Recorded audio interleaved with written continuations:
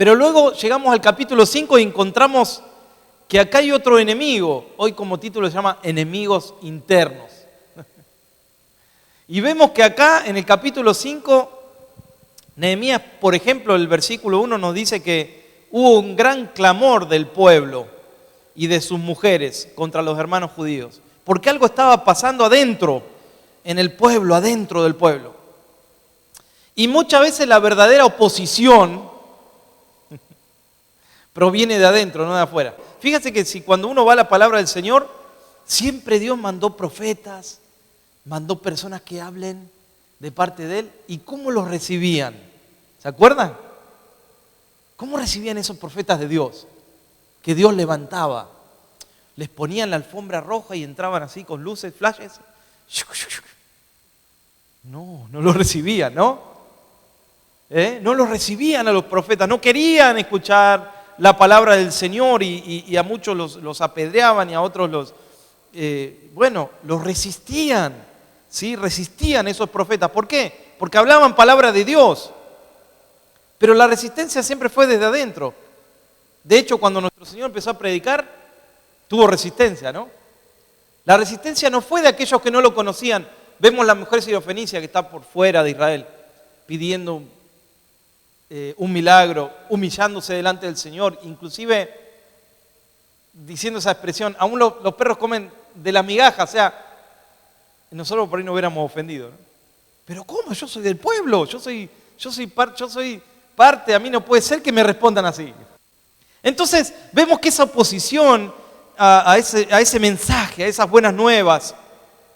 Vemos también en los tiempos ahora de Nehemías, como estamos viendo, los ataques de dónde venían, de adentro mismo del pueblo. Y eran más devastadores que los ataques de afuera. Por eso tenemos que tener cuidado. Nos llamó el Señor a edificar, a bendecir, no a hacer diferencia. Hay familias que hacen diferencia entre los hijos.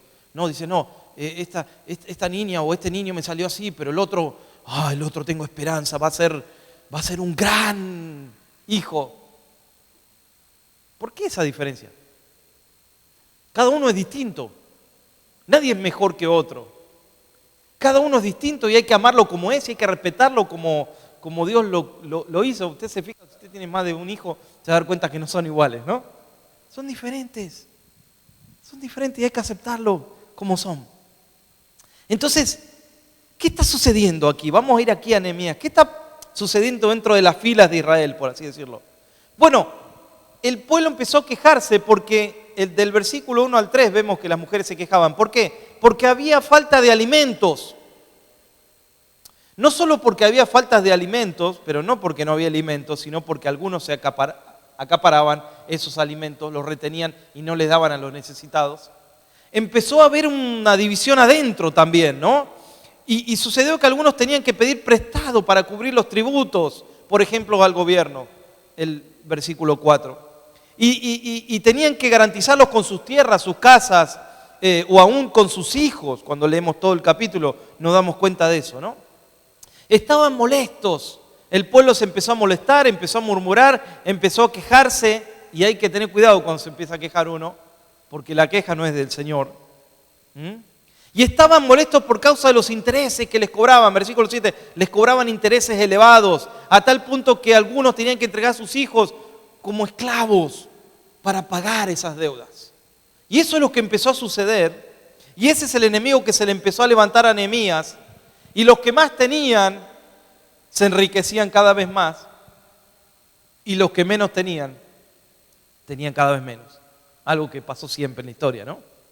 Que la riqueza generalmente está retenida en unos pocos. En nuestros países, por ejemplo, el 1, el 2% está retenida toda la riqueza, ¿no?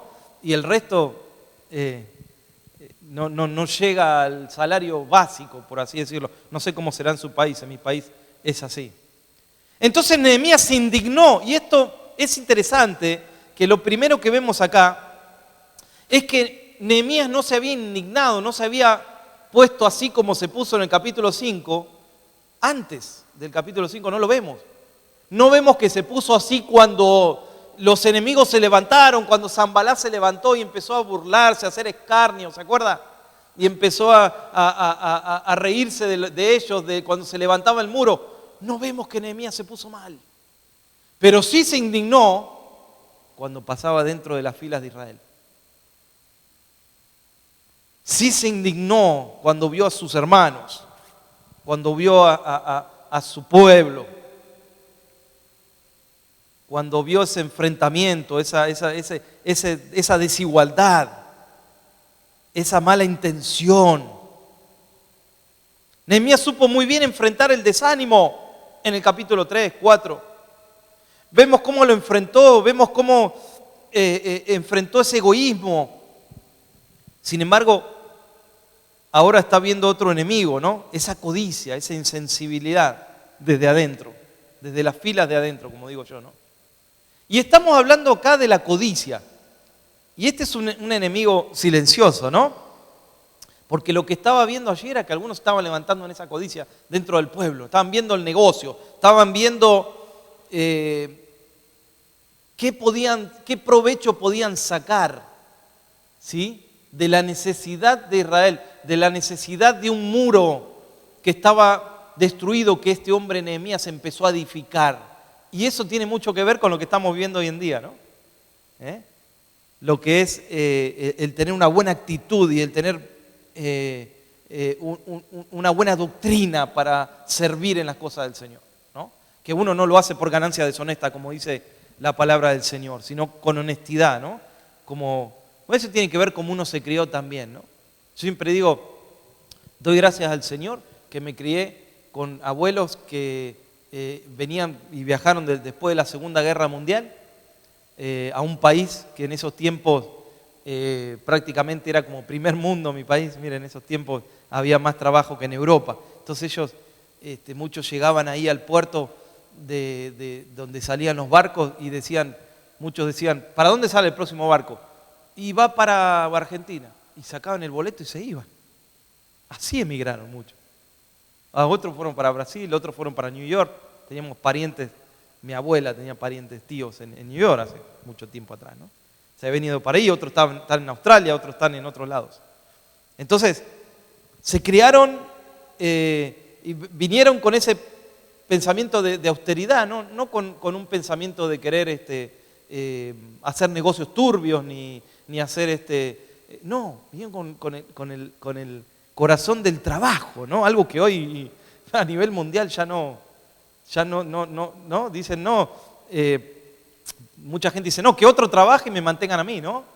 Ya se perdió ese concepto de trabajar, del mérito.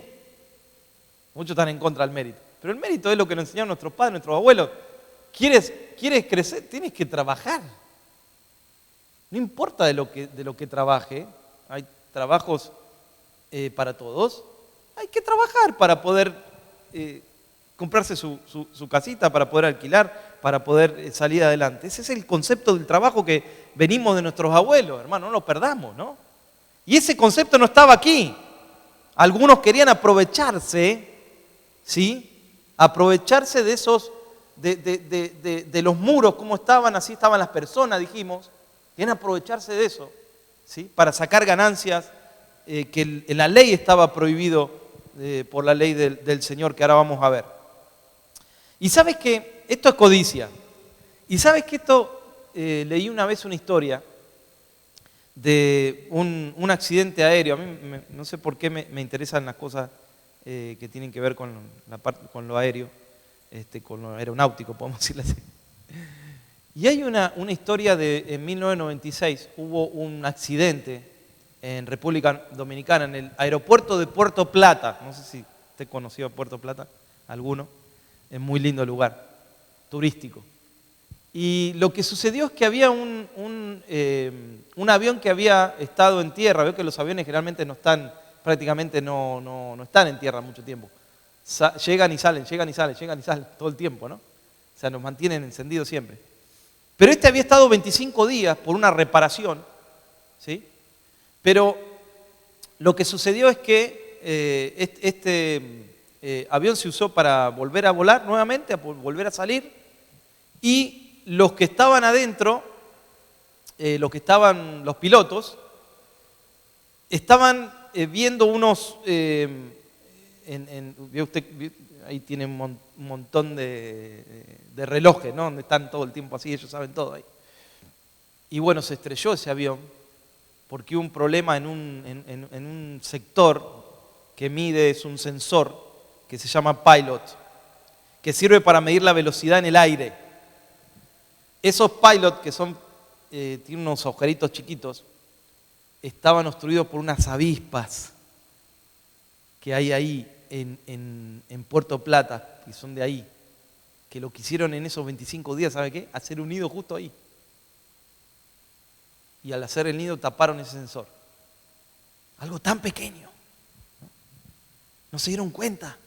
Los que repararon posiblemente algo grande, pero no se dieron cuenta que estaban en algo tan pequeño, estaban obstruyendo eso, que esa pequeña obstrucción hizo que ellos por dentro pensaban que estaban a una altura que no estaban. Pensaban que los valores le daba y no eran esos valores. Y lo que sucedió es que se estrelló. Obviamente que a partir de eso cambia todo en lo que es,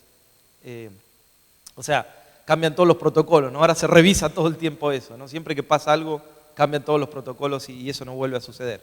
Pero sucedió. Y yo pensaba en eso tan pequeño, ¿no? Como algo tan pequeño, un sensor tan pequeño, obstruido por un par de avispas, ¿sí? Produjo la muerte de 186 personas. ¿Cómo produjo tanta distracción, no? Y eso es lo que a veces pasa con las cosas pequeñas que no vemos.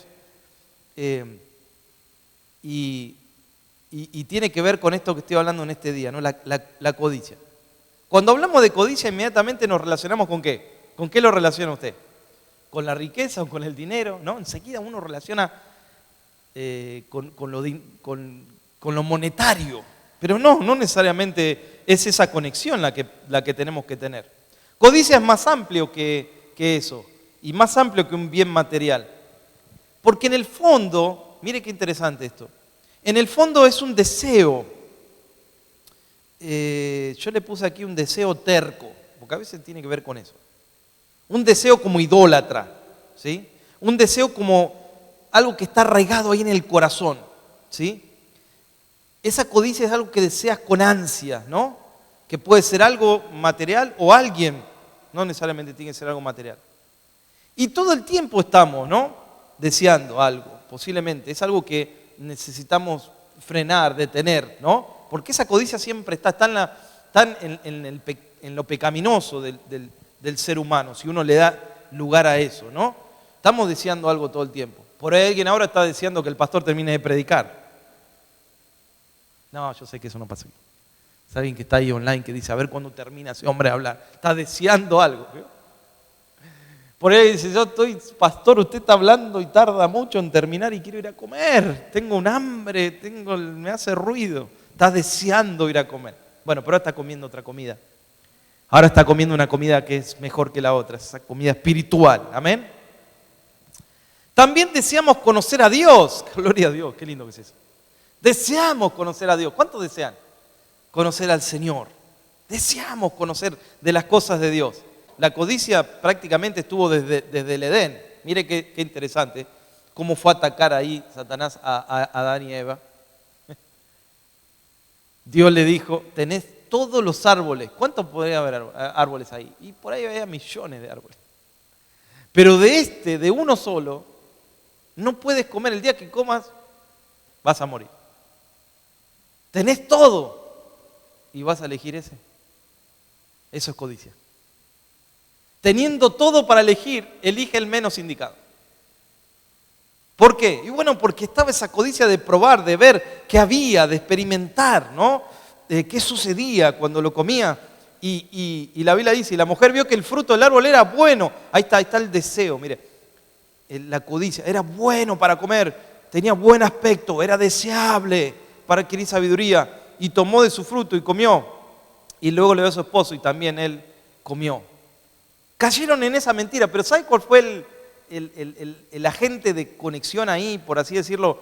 ¿Cuál fue la conexión ahí? La codicia. Cayeron por la codicia. A partir de ese día, el ser humano nace con esa tendencia, ¿no? Deseando. Pero no como Adán, que Adán solamente deseaba conocer a Dios y tenía relación con Dios, tenía comunión, intimidad con Dios. Ya ahora nos desviamos. Esta codicia hace que nos desviemos del enfoque que es Dios. Por eso dice, buscad primeramente el reino de Dios y su justicia. Pero la codicia hace que no busquemos primeramente el reino. La codicia hace que primeramente busquemos las añadiduras. Por eso dice, buscad primeramente el reino de Dios y su justicia y todo lo demás será añadido. La codicia te dice, busca la añadidura y si tienes tiempo, ve a la iglesia. Y si tienes tiempo, adore a Dios. Y si tienes tiempo, porque hoy no hay tiempo, te dice la codicia. Hay tiempo para otras cosas. Pero hay tiempo para tantas cosas y no hay tiempo para Dios. ¿Se dio cuenta? O sea, sí hay tiempo.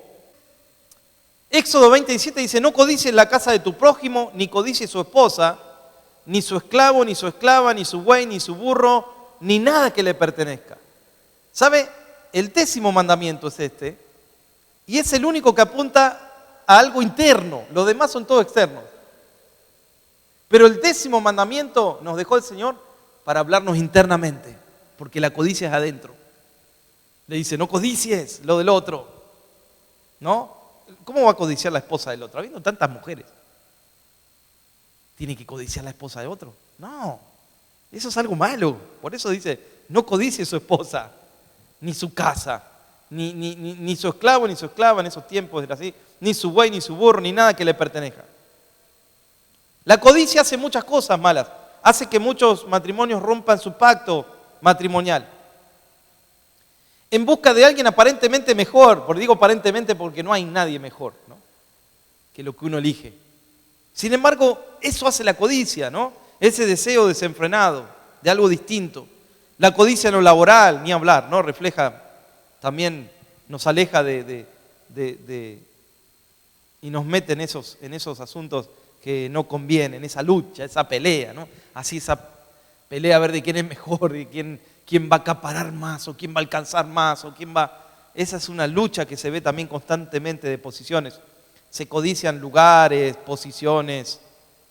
La codicia hace que uno quiera alcanzarlo sea como sea.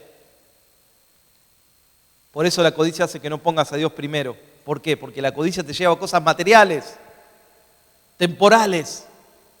Que no está mal tener cosas temporales o materiales. Lo que estoy diciendo es, si está el corazón ahí está el problema, ¿no? Donde está tu corazón, ahí está tu tesoro, nos dice la palabra del Señor.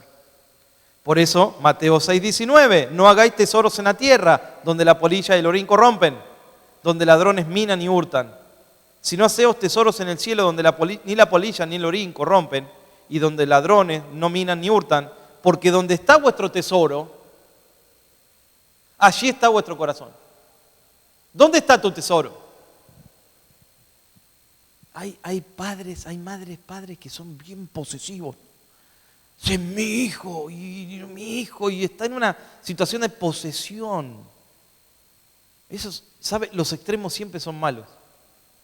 El dejar que hagan lo que quieran es malo. Y el ser muy posesivo es peor, porque lo crea de una forma como inseguro. Dios nos los dio para criarlos, amarlos y enseñarles para que, ¿sabe para qué? Para que cuando crezcan tomen decisiones y se vayan de su casa. Ay, pastor, no me lo diga, así que me da cosa, es chiquita todavía, es chiquito mi hijo. Es así, como usted salió. Y dejará a su padre y su madre, y su suegra, y su madre. Y dejará a su padre y a su madre. Dice un pastor amigo mío, si hubiera sido Dios hubiera tenido una suegra, pero no la tuvo. Dijo él, yo no lo digo, lo dijo él. ¿Por qué, dice, nosotros tenemos que tener suegra si Dios no la tuvo? Ay, le dije, tenés que amar a tu suegra como yo la amo, le dije. Te falta amar a tu suegra, mucho más. Dejará a su padre y a su madre, ¿qué significa? Dejarlo. No abandonarlo, no deshonrarlo, no dice eso. Pero sí dejarlo y formar una nueva familia y tener sus hijos. Y luego los otros, ¿qué son? Son familiares, que los amamos, los respetamos, los honramos, por la Biblia dice, honra a tu padre y a tu madre. para que te alarguen tus días, ¿no? Los honramos, los respetamos, pero tenemos que hacer ese corte sano, no con dolor, sino con ese corte sano. ¿Por qué? Porque la palabra de Dios lo dice y porque el Señor ama a la familia y porque es la ley de la vida y hay que criar a los hijos para que tomen decisiones cuando sean grandes y sean sabios en sus decisiones. Algunos no lo toman, otros, bueno, pero usted hizo lo que tenía que hacer, déjelo que crezcan después. Amén. Porque si uno los cría con tanta posesión, van a ser inseguros, van a andar por la calle con miedo, van a ser inseguros en lo que decidan, van a tener 40 años y van a llamar a mamita, mami. Yo conocí a uno allá en mi país, por eso digo yo sé que acá no pasa, que tenía 40 años y se iba a dormir la siesta a la casa de la mamita. Y una vez la esposa lo encontró ahí durmiendo. ¿Qué hacías durmiendo en la casa? Todos los días iba a dormir la siesta a la casa de la mamá, como hacemos nosotros. Ya estás grande para eso. Y la mamita le cocinaba y dormía ahí en su camita. No, ya no es más su cama. Es la cama de soltero. Tenemos que crecer, ¿no? No me dijo nada. Espero que no haya ninguno en las líneas familiares que esté pasando esto. Ya me metí en un problema ahora, ¿no? Donde está vuestro tesoro, allí está vuestro corazón. Y un tesoro tiene gran valor, ¿no? Cuando usted dice, este es un tesoro, porque tiene gran valor. Cuando dicen muchos padres, mis hijos son mis tesoros, qué lindo, ¿no? ¿Por qué? Pues hay gran valor para uno. ¿Y dónde está tu tesoro en esta mañana?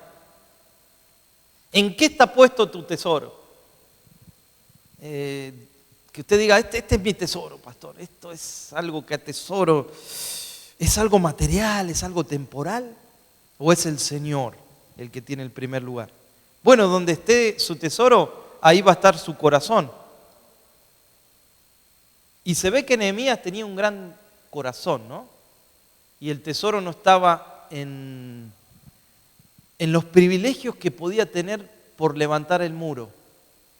Cuando usted lee el capítulo 5 se da cuenta que él no accedió a ser el gran realtor, por ejemplo, de Israel. Es decir, ahora yo estoy a cargo, las tierras las vendo yo y la ganancia las recibo yo. Porque yo vine y ustedes estaban destruidos y ahora me toca a mí. No lo vemos así a Nehemías.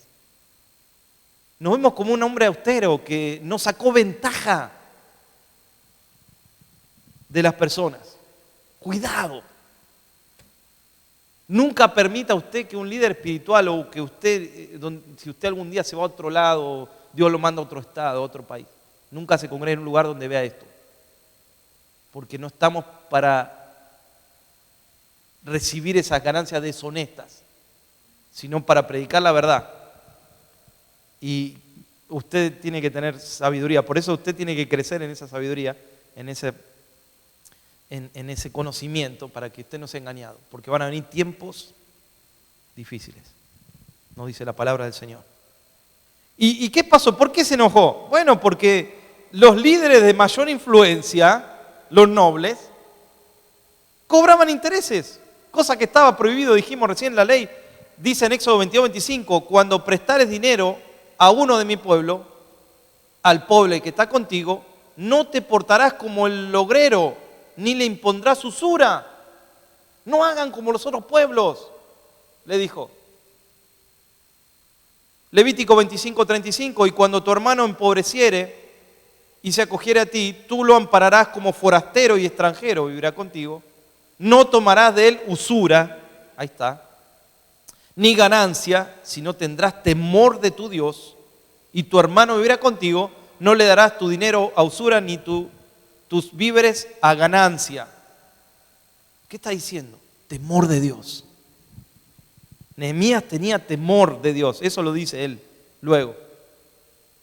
Tampoco podían tomar como esclavo a alguien del mismo pueblo. Eso está en Levítico 25-39. Cuando tu hermano empobreciere, estando contigo y se vendiere a ti, no le harás servir como esclavo. En este momento entonces, Nehemías detuvo por un poco de tiempo la edificación del muro. ¿Para qué? Para solucionar esas injusticias. Y qué bueno que hizo esto. Por un momento puso pausa. Solucionó esto, que era muy importante. Y nosotros tenemos que parar y meditar. La Biblia nos dice, paraos, ¿no? Y meditad en vuestros caminos. No estamos diciendo me aparto de las cosas de Dios, no. Estamos diciendo hay que detenerse y meditar y solucionar y reparar para tomar buenas fuerzas, nuevas fuerzas y seguir adelante. Entonces Nehemías los exhortó a los nobles, a los líderes, confrontó a uno por uno. ¿Por qué pudo hacer esto Nehemías? Porque él era un ejemplo ante ellos. Alguien que no tiene ejemplo no lo puede hacer, ¿no? Entonces hubo arrepentimiento, la obra continuó, hubo unidad, arrepentimiento. Esos problemas se terminaron. Pero hubo un hombre que dio su ejemplo con su estilo de vida, con su forma de vivir.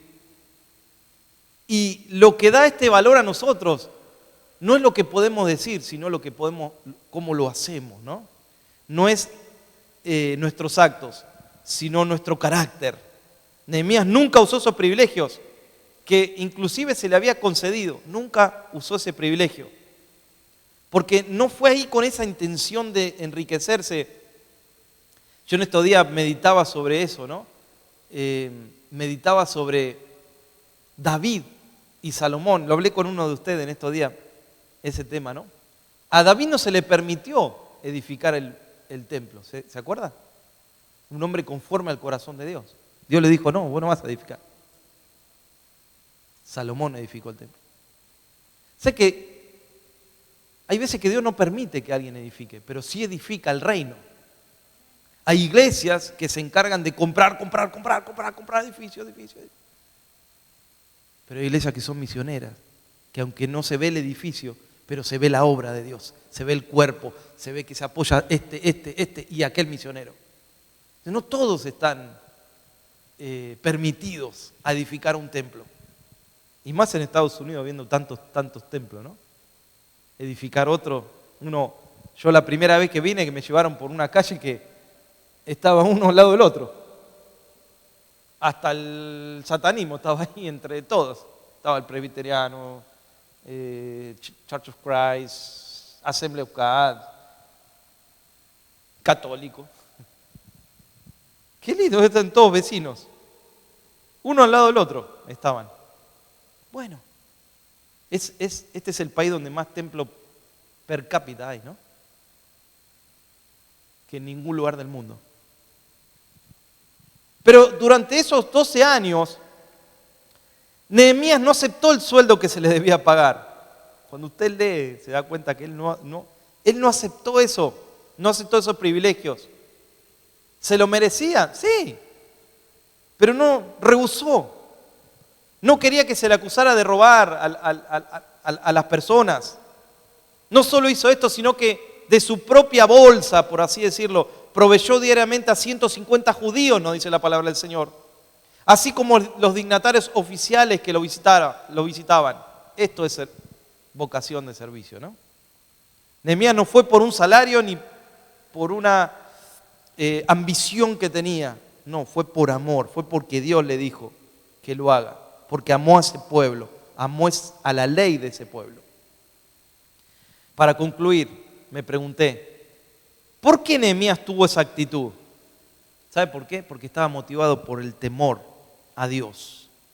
El versículo 15 dice, pero los primeros gobernadores que fueron antes de mí abrumaron al pueblo y tomaron de ellos por el pan, por el vino, más de 40 siclos de plata. Y aún sus criados se enseñoreaban del pueblo. Pero yo no hice así a causa del temor de Dios. Si está el temor de Dios, se hacen las cosas bien. Pero si no está el temor, no. Lo segundo es que el segundo motivo era que tenía esa empatía, ese amor por esa necesidad del pueblo. Versículo 18. Y lo que se preparaba para cada día era un buey y 6 ovejas escogidas. También eran preparadas para mí aves, y cada 10 días vino en toda abundancia. Y con todo esto nunca requería el pan del gobernador, porque la servidumbre de este pueblo era grave. O sea que él vivió como vivía el pueblo, ¿no? Miren qué lindo esto. Fue un ejemplo, porque vivió como el pueblo vivía. Tercero, buscaba la recompensa del Señor. Buscaba la recompensa divina, no la humana. No le interesaban esos premios temporales, sino los que no se pierden. Amén.